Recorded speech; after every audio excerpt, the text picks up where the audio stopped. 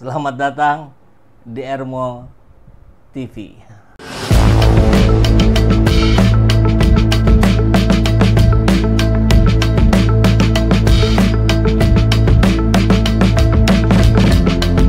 Bersama saya, Saiful Zaman, kebaikan yang terorganisir akan selalu mengalahkan kejahatan.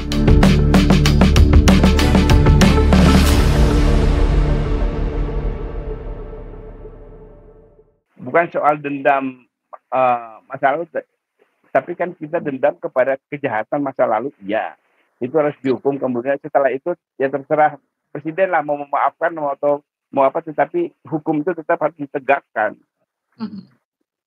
Jadi nggak bisa dianggap ya hormatilah kita kan Jokowi pernah berjasa bikin infrastruktur, tapi kan kalau kita lihat, kalau kita hormati dia sebagai membangun infrastruktur, kita tahu kan itu sekitar 2.000 triliun habis. Infrastruktur ada manfaatnya nggak?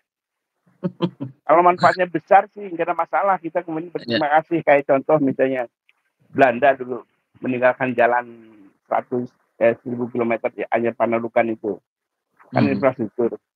Nah, sebagian orang tua kita kan dulu pernah berterima kasih karena memberikan jalan. Tetapi kan itu cara yang menurut saya sih melanggar prinsip etika. Mau sama penjahat kita harus menghormati hanya karena meninggalkan itu. Nah, saya punya cerita Mas Eko soal itu. Gimana, Bang? Jadi dulu itu ada, ini kisah nyata nih, teman saya waktu saya masih di Antv pertengahan tahun 90-an. Oke. Dia tuh habis gajian, dia tinggalnya di Bekasi. Nah, untuk pulang itu dia harus berhenti dulu di halte UKI untuk cari angkot ke Bekasi kan. Suatu ketika habis gajian itu dia ditodong sama di halte UKI itu. Dompetnya diambil, kemudian uangnya diambil semua, kemudian disisain dimasukin lagi 25.000. Dikasihin dompetnya. Tahu apa teman saya itu namanya Yamin, dia pasti dengar nih. Dia bilang, dia cerita Pak Adi, saya kemarin dirampok, tapi perampoknya baik. Bayangin tuh. Dia perampoknya baik hanya karena memberikan ongkos transportasi pulang. Nah, inilah mental bangsa ini pada perampok yang sudah memberikan kita hanya karena berbaik sedikit, karena tidak melukai kita berterima kasih. Ini perampoknya baik.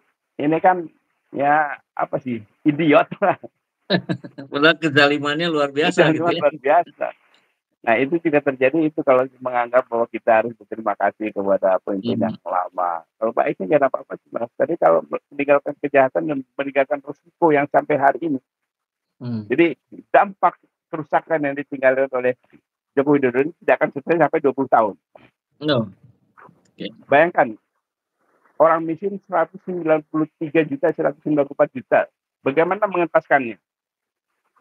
Nah, untuk mengentaskannya itu kan kemarin di Rusia kan Presiden kita Pak Prabowo bilang bahwa susah dientaskan karena kekayaan kita itu dikuasai oleh para taipan, bekerjasama dengan para pejabat yang jahat, kemudian di backup oleh para politisi.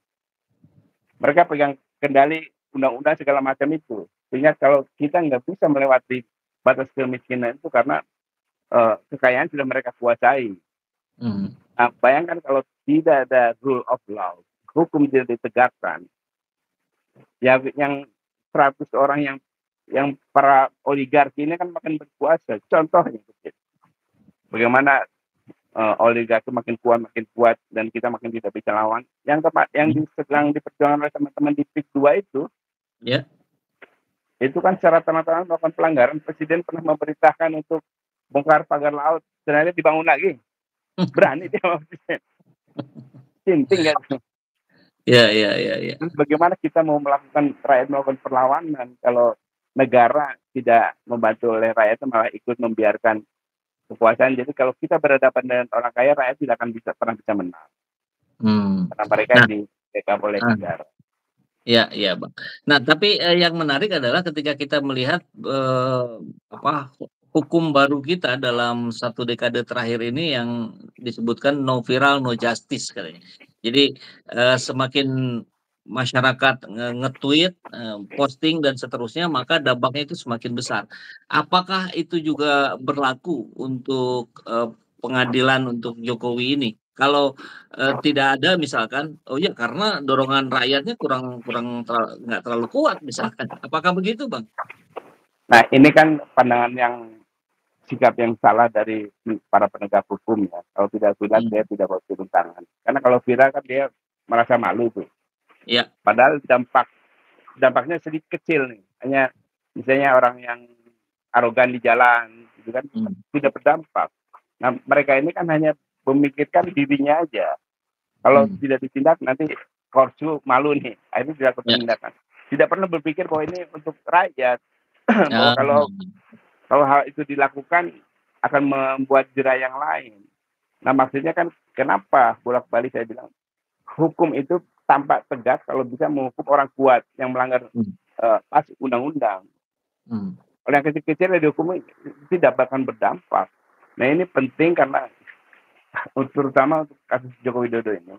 Karena sudah menghancurkan moral dan martabat bangsa di dunia internasional, bukan main-main. Iya. Dulu Pak Harto tidak sampai kerusakan tidak sebesar ini. Orang masih 32 percaya tahun. orang masih percaya ada orde reformasi itu lebih benar sehingga orang ada investasi lagi kan itu. Nah, hari ini tuh nggak ada. Setelah Jokowi diganti itu jejak, nggak ada garis batas bahwa ini ada orde yang baru, ada pemerintahan baru, ada hukum baru, itu nggak kelihatan.